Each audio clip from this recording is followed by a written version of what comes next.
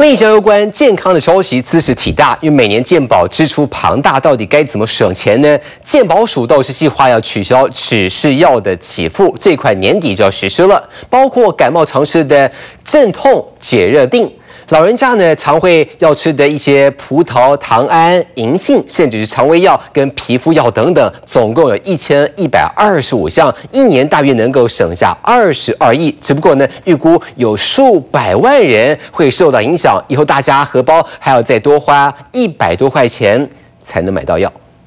这个就是一般的胃药。 摊开感冒药，小小一包4颗，感冒、止咳化痰、镇痛解热到胃药都有。但现在感冒药基本组合，健保署打算取消给付。未来民众看病除了要付挂号费，还可能要掏钱买指示药。像镇痛解热这颗3天份要80元，胃药也要50块，加起来就是130。我针对感冒，譬如说乙酰氨酚跟胃药这一类的话，那其实有另外有处方药可以替代的，等于说它可能又多了一个消炎的效果，那当然这个它副作用是比较大一点。医师怕民众反弹，也能改开药效比较强的处方药。而健保署规划不给付范围，除了感冒需要的镇痛解热剂，还有老年人常吃改善末梢血液循环的银杏，缓和退化性关节炎的葡萄糖胺，跟肠胃药、皮肤用药等1125项，预计1年能帮健保省下22亿。感冒就是可以自己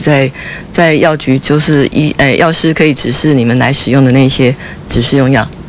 那些可能都会在这个检讨之列。健保署希望改善民众用药习惯，未来民众轻微身体不适就到药局拿药，省时间也省挂号费。民间监督健保联盟也认为，指示药不给付能减少健保支出，集中医疗资源给重症患者，但就怕民众为了省钱，自己误判症状，到药局拿药反而延误病情。TVB 许荣超、张允熙台北报道。